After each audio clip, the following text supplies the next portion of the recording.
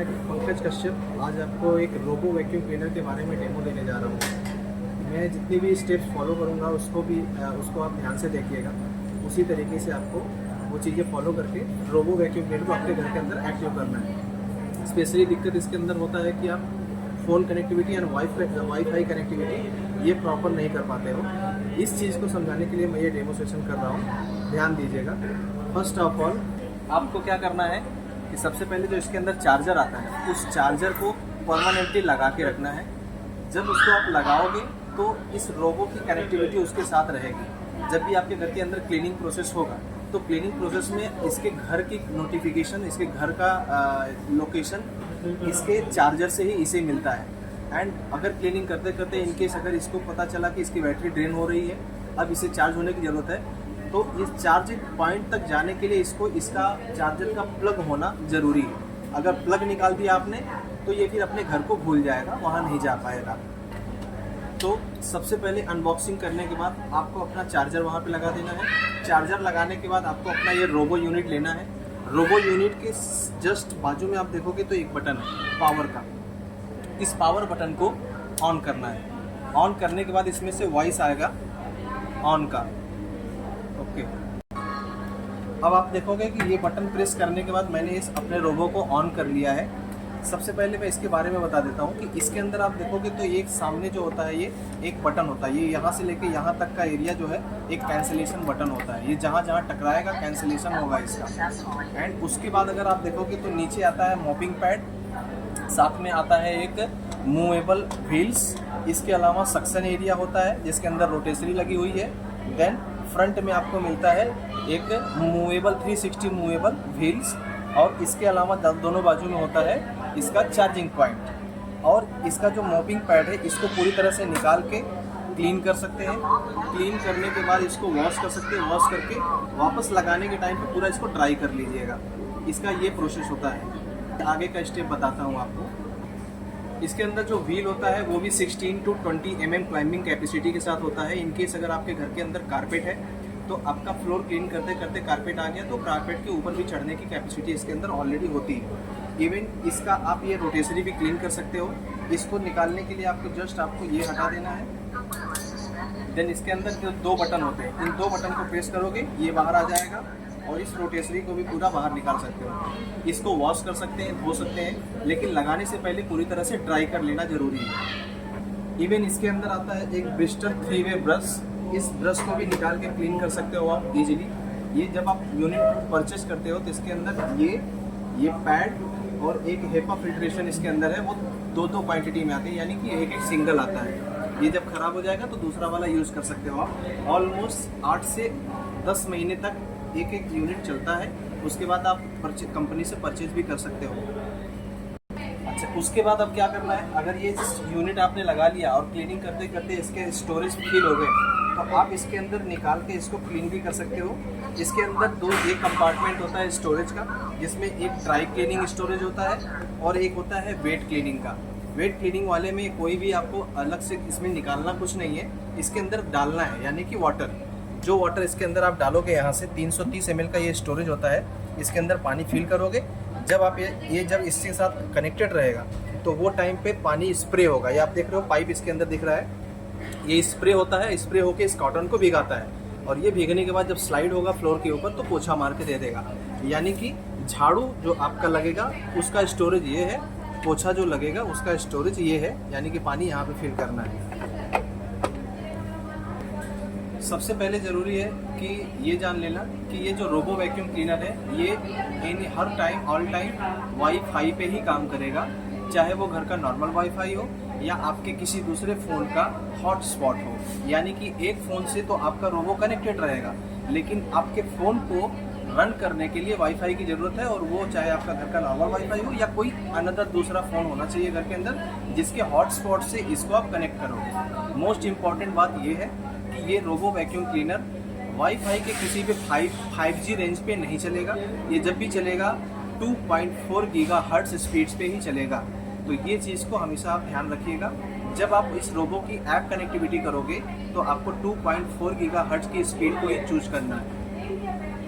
अब मैं आपको इसके फ़ोन पे कनेक्टिविटी वाईफाई से कैसे करनी है उसके बारे में मैं समझाने जा रहा हूँ। इस चीज़ को आप एकदम ध्यान से देखिएगा कि आपका ये फ़ोन कनेक्टिविटी, इंटरनेट कनेक्टिविटी किस तरह से करना है। सबसे पहले आपको प्ले स्टोर पे जाना है, देन प्ले स्टोर से आपको लेना है smart life application. Smart life application को लेके इसको इंस्टॉल कर लो। उसके बाद इसको जब ओपन करोगे आप, मेक श्योर करना कि आपका फ़ोन वाईफाई पे होना चाहिए, वाईफाई पे रहना चाहिए। ऑलरेडी मैंने एक कनेक्टिविटी करके रखा है, तो मैं इसको डिलीट करके वापस से कनेक्ट करके दिखाता हूँ। ये मैंने कर दिया डिलीट। आपका होम इंटरफेस मोबाइल के ऐप का इस तरह से आएगा। देन आपको सबसे पहले जाना है इस होम इंटरफेस के प्लस वाले सिंबल पे। ये प्लस सिंबल को टच करोगे, सबसे फर्स्ट आपको ऑप्शन आ जाएगा ऐड डिवाइस का। ऐड डिवाइस को चूज करना है एंड इसकी नेट कंसिस्टेंसी को बनाए रखने के लिए ये बोल रहा है कि ब्लूटूथ ऑन करिए। तो आपको यहीं से आपको ब्लूटूथ ऑन करने का ऑप्शन मिल जाएगा। अलाउ करेंगे, टर्न ऑन ब्लूटूथ हो जाएगा।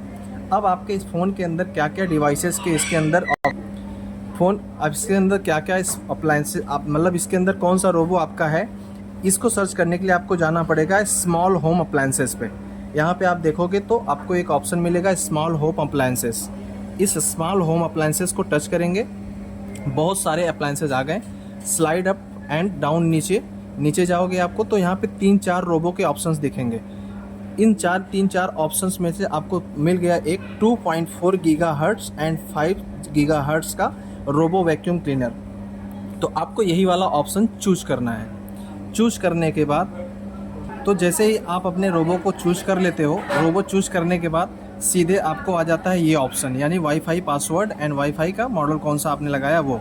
वाईफाई का यहाँ पे मैंने डाला हुआ है और ये पासवर्ड आपको नहीं आएगा तो इसको आप डालना पड़ेगा। ये मैं ऑलरेडी पहले से डाल के रखा हूँ। इसके बाद आप करेंगे नेक्स्ट, कन्फर्म एंड प्रोसीड। वो कन्फर्म एंड प्रोसीड करना है। अब ये सिंबल दे रहा है कि आप अपने रोबो का पावर बटन प्रेस कीजिए।